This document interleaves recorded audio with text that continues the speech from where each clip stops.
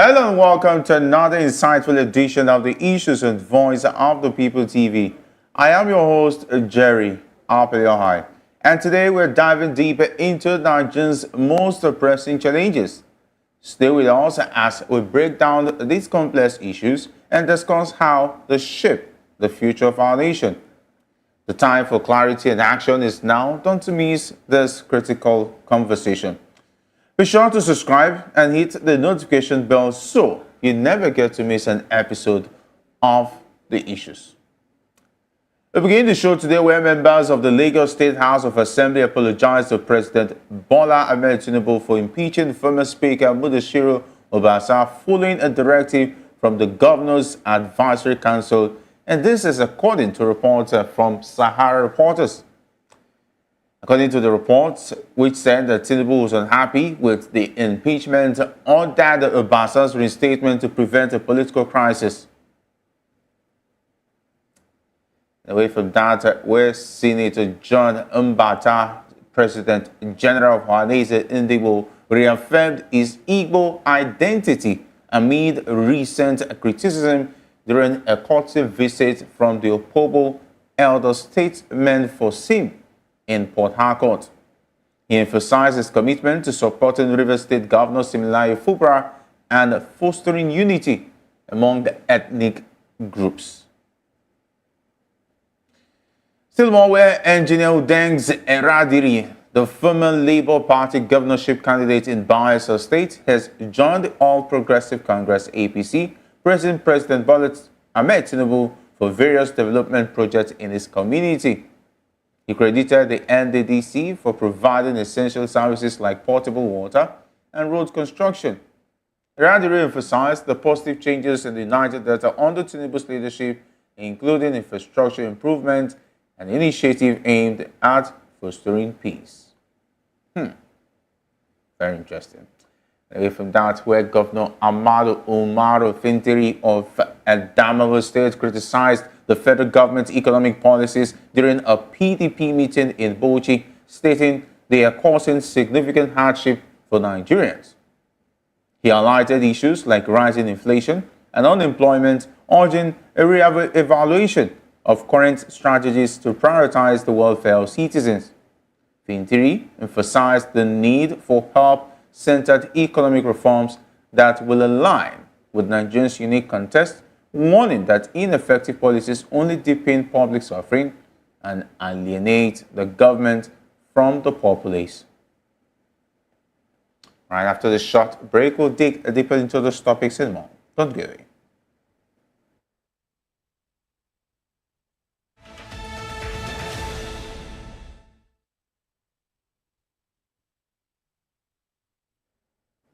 Welcome back. Let's now dive straight into today's discussion. We started off with reports from Sahara Reporters, where members of the Lagos State House of Assembly have reportedly apologized to President Bola Tinubu for initiating impeachment proceedings against former Speaker Mudashiru Obasa. This apology, according to the report, followed the directive from the Governor's Advisory Council of the Lagos APC during an emergency meeting. Tinubu was reportedly displeased with the impeachment and directed that it be reversed to prevent a political crisis. Lawmakers were instructed to write 2 letters of apology when admitting the mistake of impeaching Obasa without party consultation, and not acknowledging Mojisola Miranda as the new speaker while disregarding zoning. Obasa was removed on January 13, 2025 over allegations of misconduct, and his reinstatement has caused divisions within the APC. Governor Babajide Sanwo-Olu is reportedly opposed to Obasa's reinstatement, but is navigating the situation carefully to avoid openly challenging the president. Meanwhile, political unrest is rising among those opposed to Tinubu's directive, with protests emerging in support of maintaining Miranda as speaker.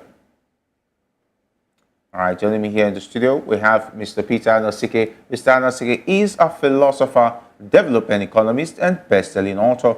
He is also an erudite commentator on economy, finance, politics, and power. Great to have you join us. Thank you for having me. It's a pleasure. And of course, also joining us virtually for the first time is Dr. Bright Onyofokuko, a medical doctor, public affairs analyst, and a political commentator.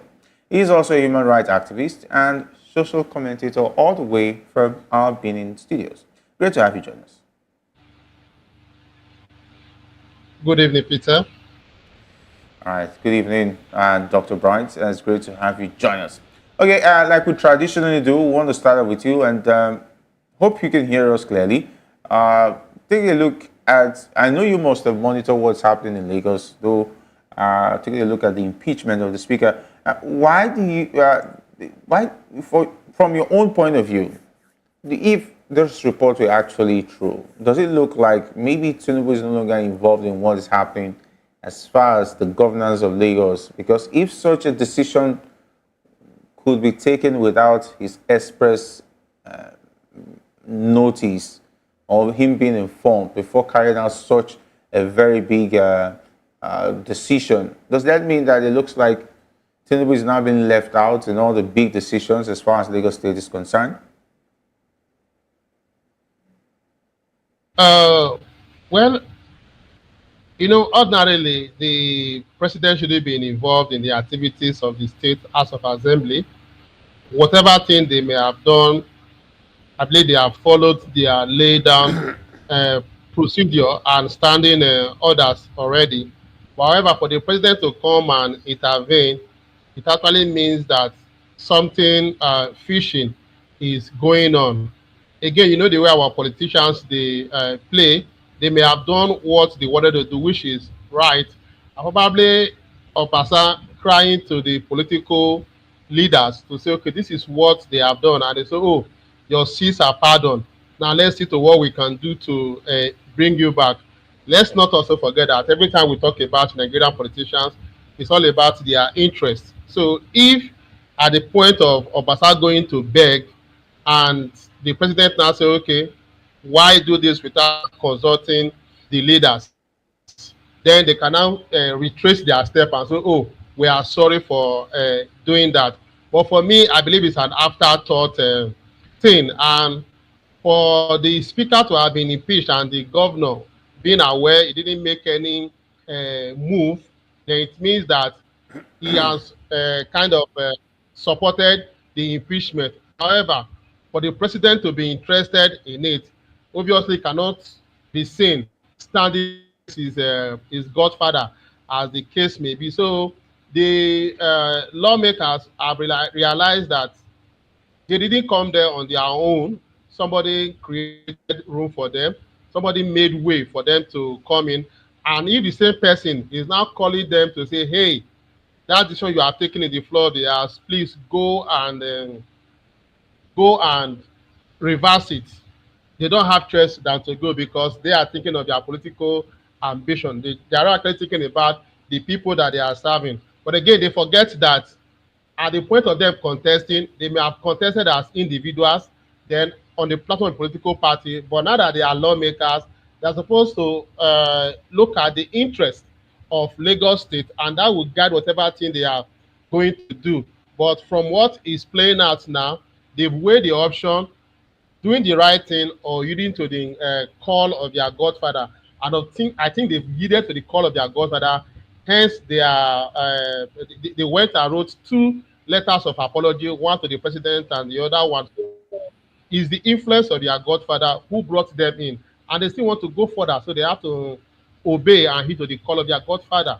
But it is not something that is that is good. It's not something that is good.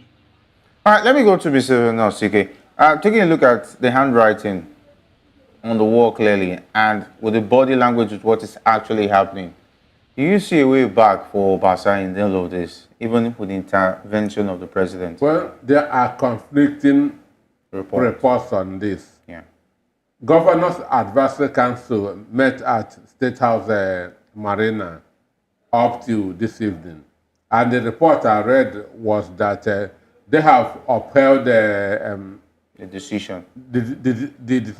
that Merinda should remain as speaker. And that was the report I read. This Tinubu's issue came yesterday evening, understand? And lawmaker denied it because this new speaker has gone to the president, has gone to the governor, has gone to the GAG, that's Governor's Advisory Council.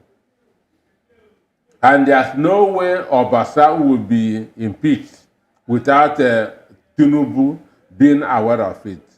They dare not take that decision because it was Tinubu that single-handedly announced that Obasa should remain as Speaker. Mind you, this is his 10th year as a Speaker. In 2023, the Governor Babajide Sanwo-Olu did not want Obasa as Speaker. He had wanted the man representing Ebe constituency 1. So at the end of the day, Tinubu single-handedly called the Governor's Advisory Council that Obasa should be Speaker. So there's no way he should be removed without Tinubu being aware of it. So that's why I don't want to believe in this report. But according to the report as well, when Tinubu was made aware of the whole situation, they said his own comment was that it was more like a coup. And if he actually that was says, after he has been removed. After he has been removed. If he there's says... There's no way Obasa will be impeached without Tinubu having a pre-knowledge of it. It cannot happen.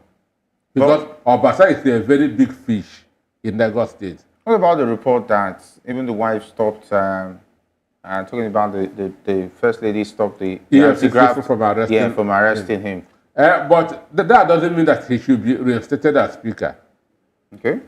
Understand me? The report that we read was that she stopped EFCC from arresting him when he arrived in Nigeria from the United States, so that there will be harmony that's in the Lagos APC. The report did not say that Obasa should return as a Speaker. So what are the implications if Obasa is to return as a Speaker of the House? One, there's going to be a problem there. He's going to move against all the people that impeach him. Understand me? First of all, Merenda, who accepted to be Speaker.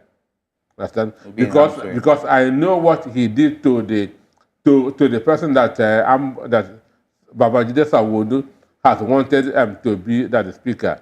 The person representing Ebe Constituency 1, he was a fourth-time member. But because he dared to contest against Obasa, Obasa made him, he's not a chairman of any committee in the Lagos State House of Assembly. So Obasa is a very vindictive person. So it will be very, very dangerous allowing him to return as a Speaker. So you're saying that all other members of the House will have to run for cover against his wrath? That is it. Okay, and if the president is actually asking that he be reinstated and the House of Assembly members are resisting such move, what implication does it have for the relationship? No, they cannot resist Tinubu's move. If Tinubu give that order, Obasa will be reinstated within 1 hour of the hour. If Tinubu gives them order that Obasa should be reinstated, they will do it within 24 hours. Because Tinubu is the emperor here. And you dare not disobey the order of an emperor. Okay, and let me go to Dr. Bright on this one. Okay, the affiliates that the governor of the state, someone who is in opposition to Obasa's reinstatement, does this suggest internal conflicts? We all know that the governor and the speaker, the former speaker now, Obasa, don't see eye to eye, in the sense that there are even reports of Obasa actually disrespecting him and belittling him most times whenever they come across each other. So no love lost between him and Sanwo-Olu is quite there. And who would the president want to go with? Is he an Obasa or a someone who looks more like a hand-picked candidate who's the governor. But due to the fact that Obasa has a pool with his catchment area in Lagos State, which has a large majority of voters when it comes to Lagos State voters, do you think someone who, I think this is second term, so he's been going on his way by 2027, would it be better to sacrifice Solu's own opinion and thought over bringing back Obasa and dissatisfying majority of the House of Assembly members who were tired of Obasa himself? Well, politicians for who they are, some will permit me to use that language, is a boy to Tinubu. The same thing with Obasa.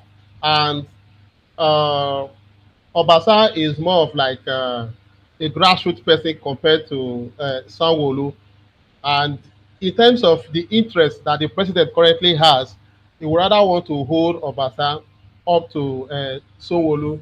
And for the fact that two people are loyal to one person does not mean that they will not have their own differences. I believe that is what is playing out. And if actually the president is interested in Obasa being reinstated, there is no way Sanwo-Olu will come out openly to oppose it. Whatever thing he may be doing, he will be doing it in the background, just trying to do some things in the background. But like has been mentioned, if the president is actually interested in it, like I said, they are people who were handpicked, who were selected, who were given their position above the interest of other persons.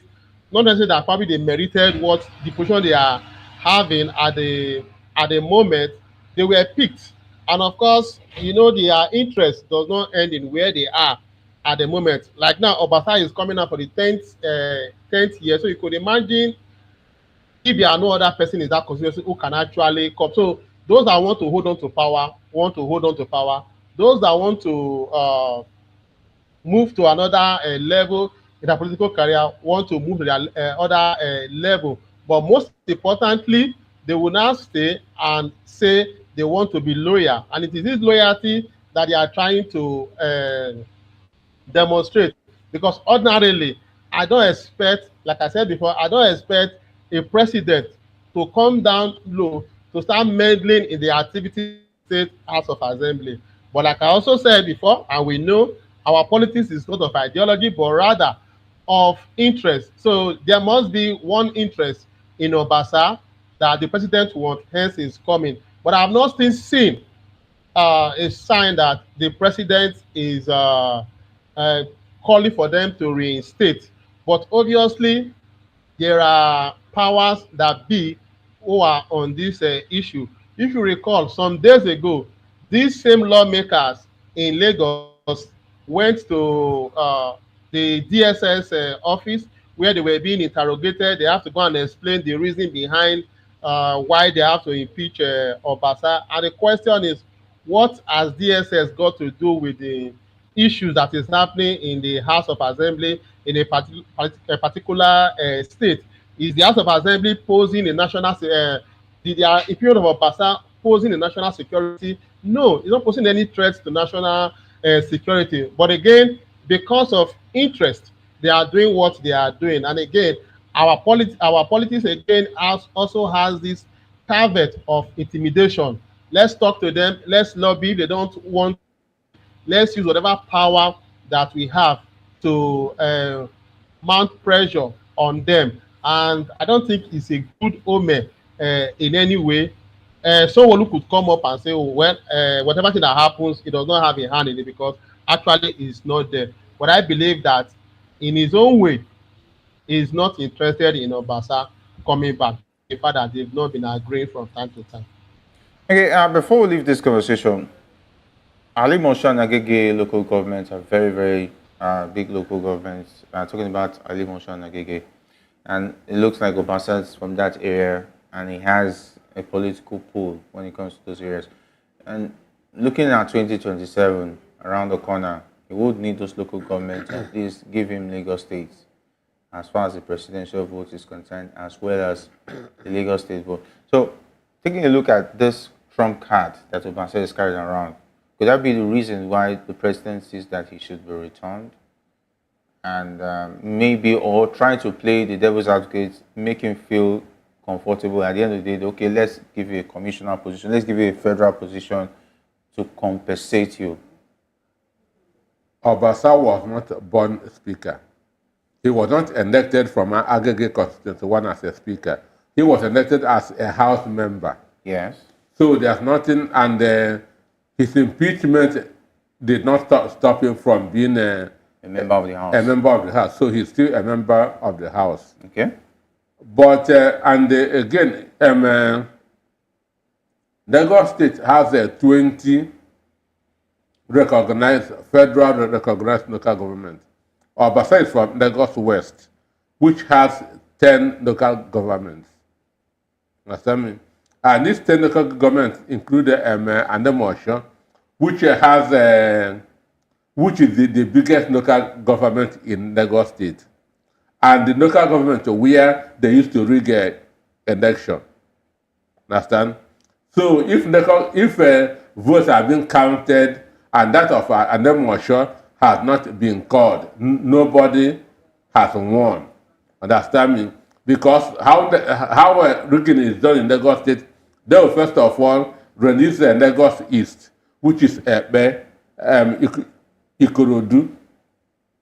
Understand? Then after that comes Lagos Central, which is Apapa.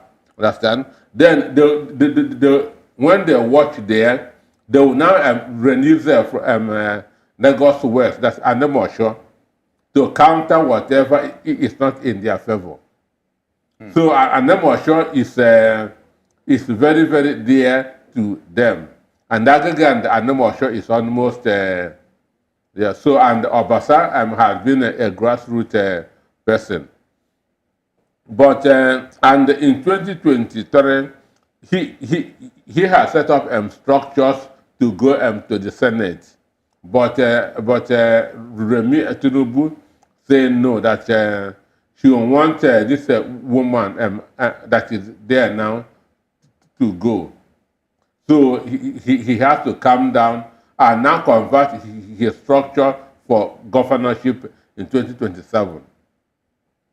So, and now Sheyi is coming up. So this could be all the reason why he's not happy with the situation. But I don't see him coming back as a speaker in Lagos State because it was unanimous. Understand me? The impeachment was unanimous, and it will look stupid for them to go and reverse what they have done.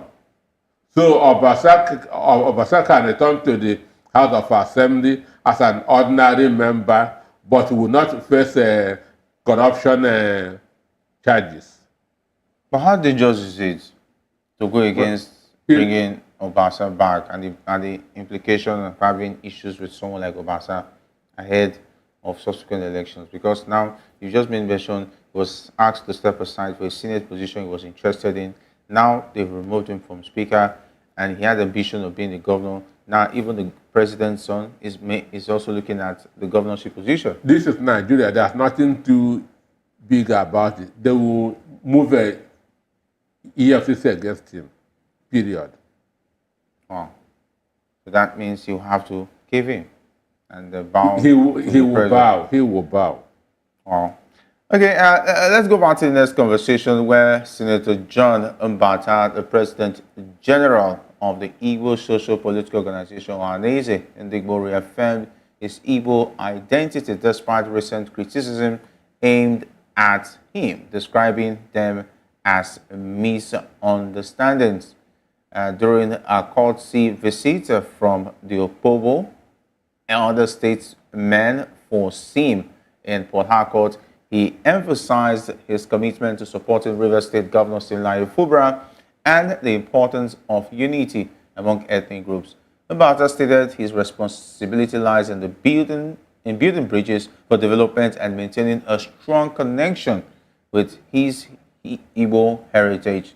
During the courtesy visit, Edwin Cockeye Brown, chairman of the Opobo Elder Statesmen for SIM, congratulated Mbata on his electoral victory and praised his unwavering support for Governor Fubara during political challenges. Right, it goes on and on. And let's go over to Dr. Bright. Taking a look at the issues surrounding the controversy of a river statement having to do with an Igbo cultural group, as much as heading it, being the President General of the Igbo Social Cultural Group, talking about Ohaneze in Igbo. The man has said that he has asserted his Igbo identity amidst criticism. What impact does this have on his leadership credibility within River State? And can he effectively balance ethnic loyalty with regional governance?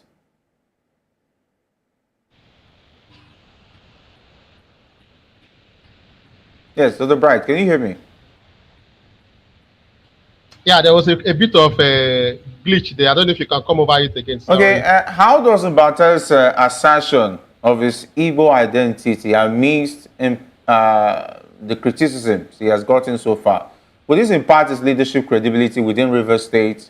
And can he effectively balance ethnic loyalty with regional governance? Well, he's an Igbo, and he's an Igbo man, and he has to hold on to his identity, as the case may be. So, if he identifies with as an Igbo man, and of course the Ohaneze, that's what we actually know them for. So I don't see any issue with that.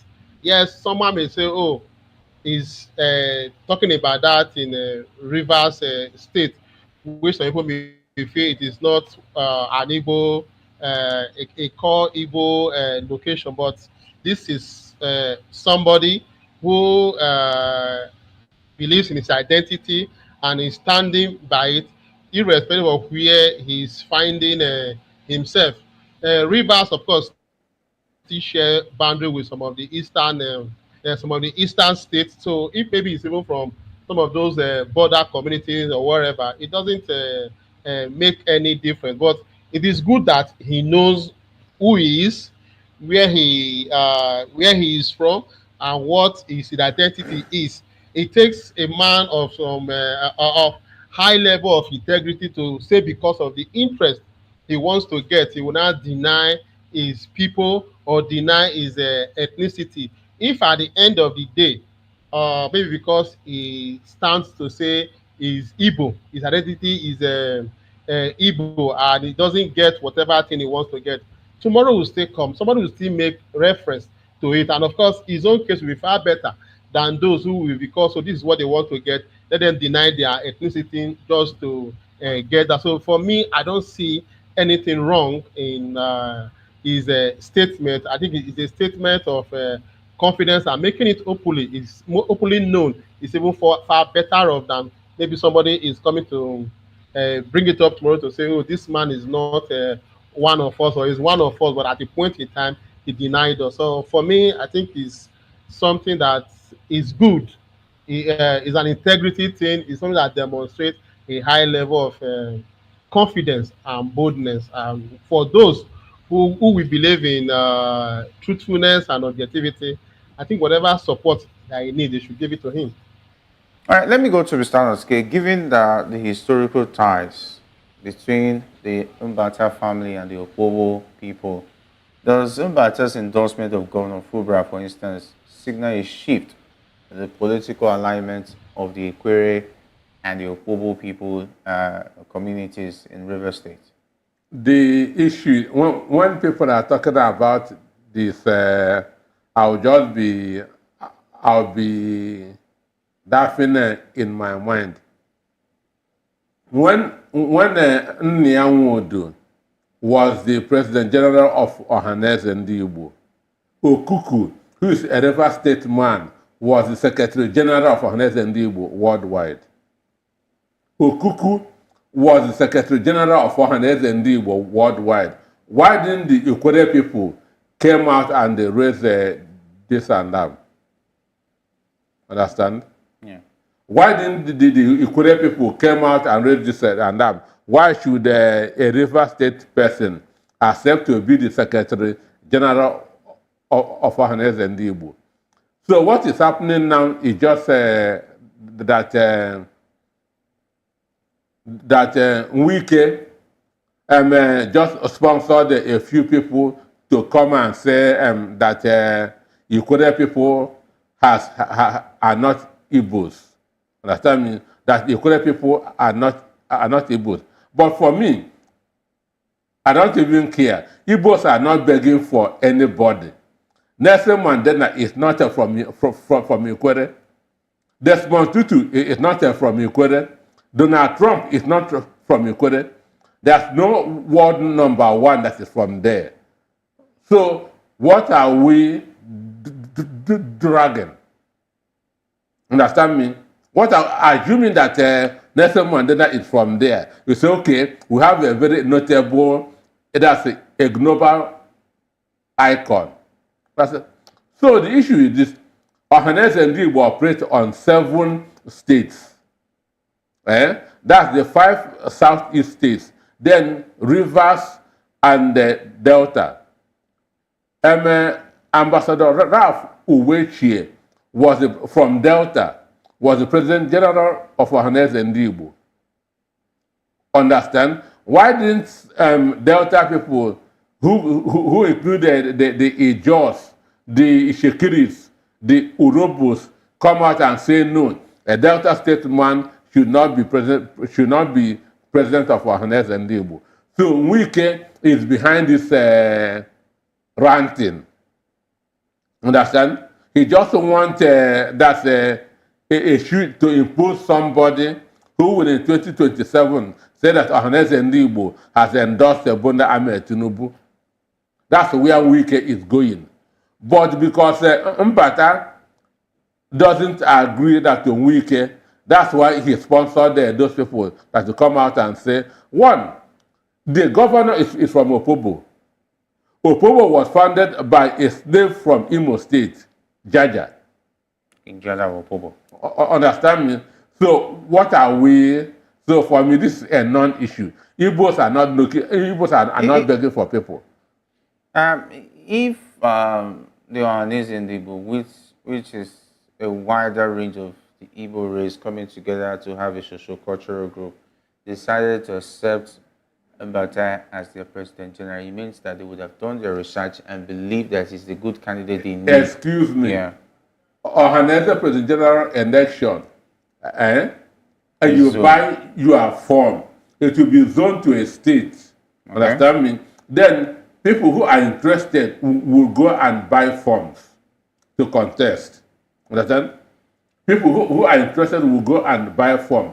Okay, after Rivers now, the next President General is coming from Abia State because it's done on alphabetical basis. After Abia, it becomes Anambra. After Anambra, Ebonyi. After Ebonyi, Enugu. After Ebonyi, Delta. After Delta, Enugu. After Enugu, Imo. After Imo, Rivers. Because the last one was Iwanyang, which is Imo. Then from Imo to Rivers. So Mbata went and bought from because he knows that he is an Igbo man. But as I said, Igbos are not begging for people. We are not begging for people. Ikwere has no word number one, so we don't even care.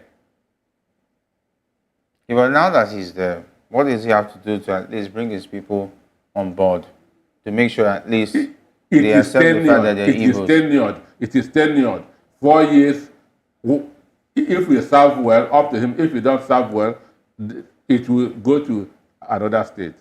So if his people keep on distracting him as a wicked is distracting Fobra, that's their own business. All right, taking a look at Mbata, it looks like a man who wants peace and unity among the ethnic groups that are involved in all of this. distraction here and there. Let me go to Dr. Bright. What are the political implications of Mbata's emphasis on unity among these ethnic groups, especially when ethnic tensions and interests often play a central role in Nigerian politics? Because it looks like 2027 is majorly a major player in all of these calculations. And having a man from Rivers head the Ohaneze in Igbo, and not forgetting that the APC took Rivers State, which made a major difference in the last election in 2023.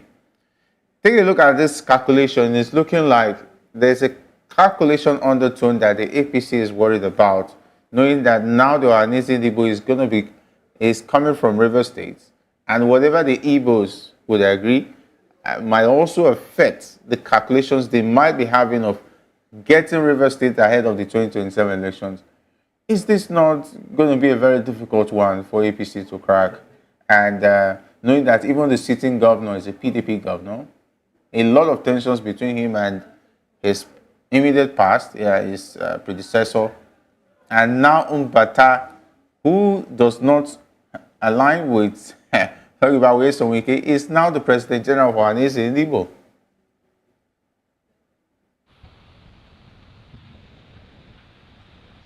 The enemy of your enemy is your friend. This is a typical case of it. Fubara and Wike are not in alliance.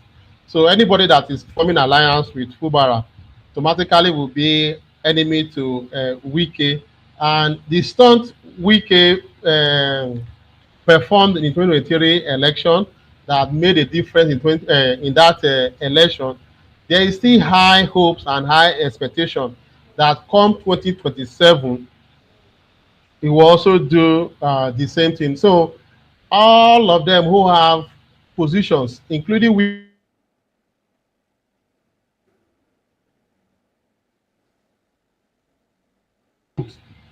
of every political, every group or every person who have access to the grassroots, we want to get hold of them, and one that appears not to want to dance to his tune, what he will do is to destabilize that person. I think that's what is happening to that is what's happening to him.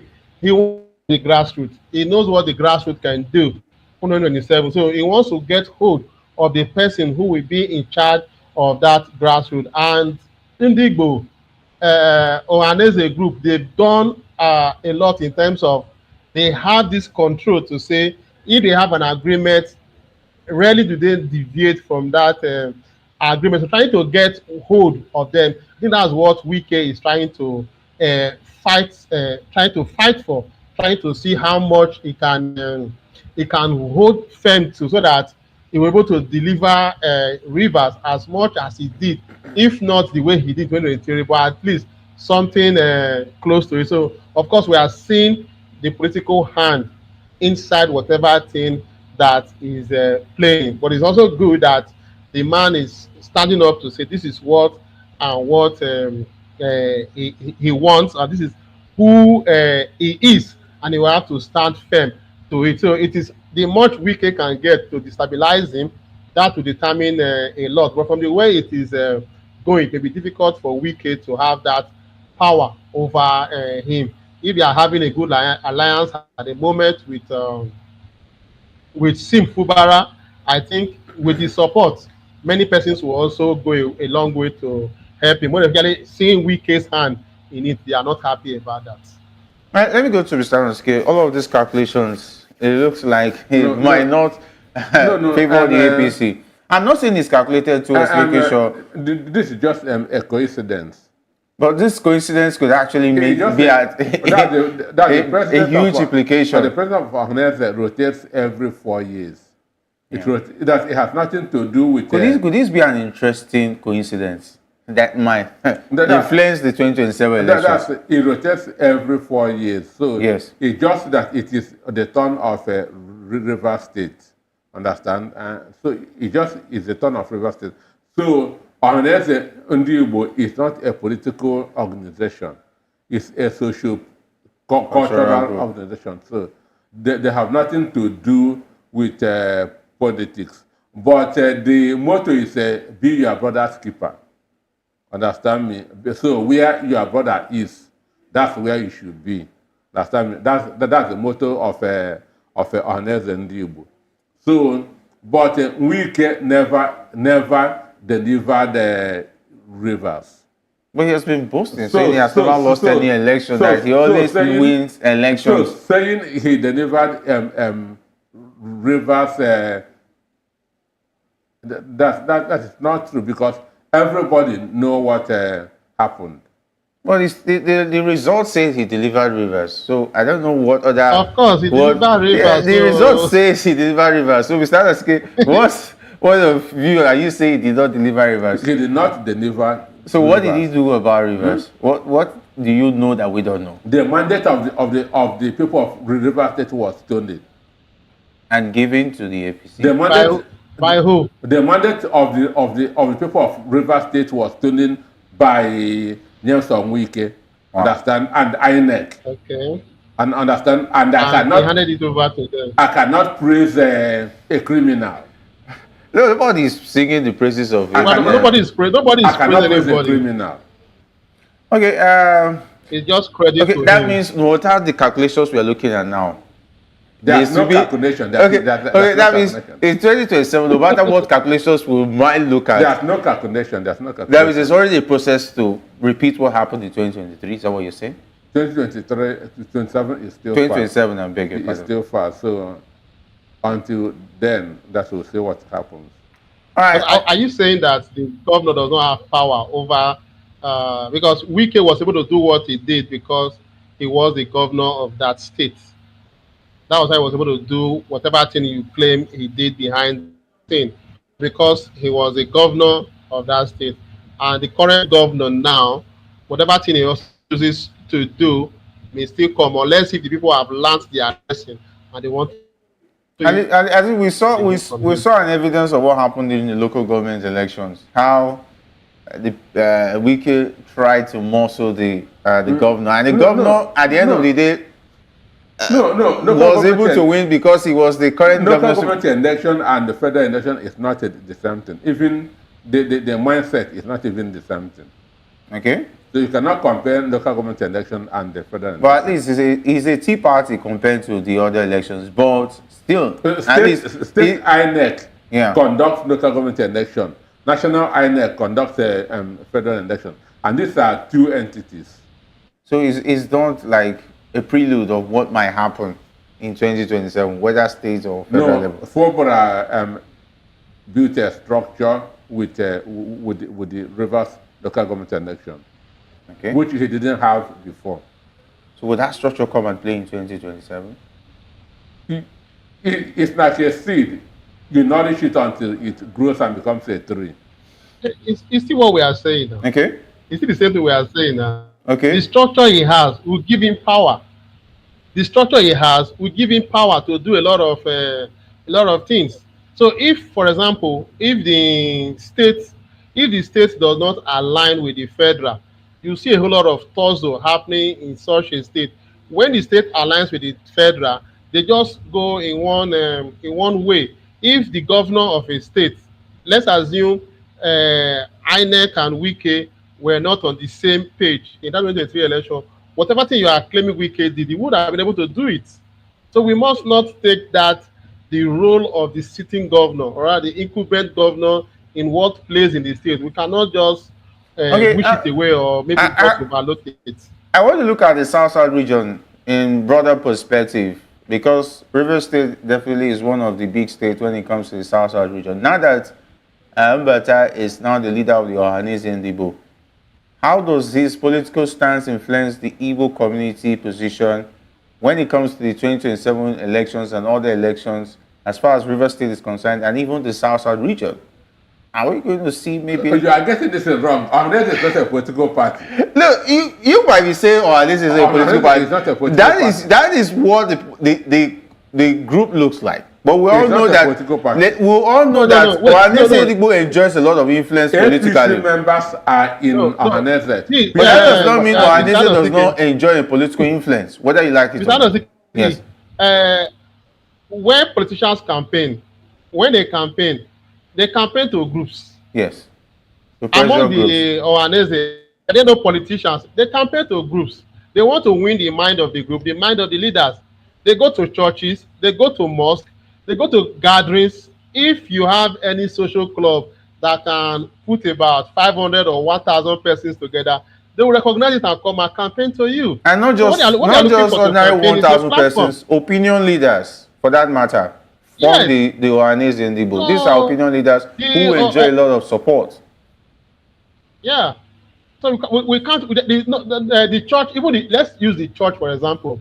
No church is a political group, but they have a role to play in the elections. So the same thing with Ohaneze. If you put Ohaneze together in the whole of South and Southeast, you put all together, if you have Southeast, now that's about, I think they're about in 7 states or thereabout. If you put them together, that's a large population. While you may have some who on their own would stand to say, I have this, I belong to this, I will not shake. But many will still want to dance to the tune of what the president has said. If the president should make a pronouncement, take it or leave it, you will get not less than 40 to 50% standing by it. And if the president even make the pronouncement, it becomes an issue for discussion, for, against, and before you know it, people will dance to his side. So we cannot say because they are not a labeled political group, but they are a platform that has a voice where you have so many opinion leaders that will definitely speak to the issues that concerns the country. Thank you. All right. To also answer to Mr. Anosike, someone is already dropping comments on the YouTube platform, and this one is blessed in the sense that Wike cannot decide for us, the Ikwere people, that he has said that they are Igbos. So maybe you have a little bit of answer. The Ikwere people are saying they are Igbos. That is coming from blessing. Historically, even when the white men were here, if you take reports from 1929, you see that they have been classified as Igbo culturally and otherwise. So I wonder why Wike will now, somebody that was born yesterday, coming to say, I'm not Igbo. Even some of them trace their ancestry to Bini. Understand me? Why don't you speak Edo? So for me, it's an identity crisis. All right. Okay. Everybody has what they believe and, of course, what they want to believe. But history will always play a major role in telling you where you're from. Anyway, we'll wrap up with Governor Umaru Fintiri of Damal State has publicly criticized the federal government's economic policies, asserting that they are exacerbating hardship for Nigerians. Speaking at the Northeast Zonal meeting of the People's Democratic Party National Reconciliation Committee in Bauchi, he expressed concern over the nation's economic struggles. We're pressed for time.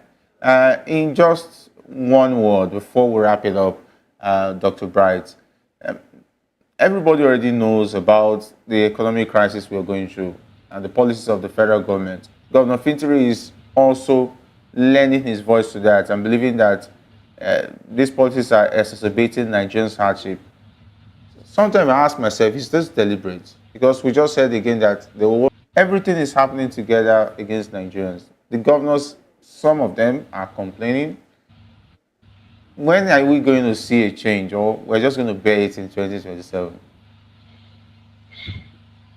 Well, he's emphasizing the obvious, and somehow we are kind of handicapped, and some of these bleeding that we are having in this country, they are not standardized. They are coming at different level, bleeding at different times. So you see people still wanting to support and believe in them, but painfully, those we are banking on to say, let them wrestle power from Tinubu come 2027, they are not even ready. So it's a big challenge.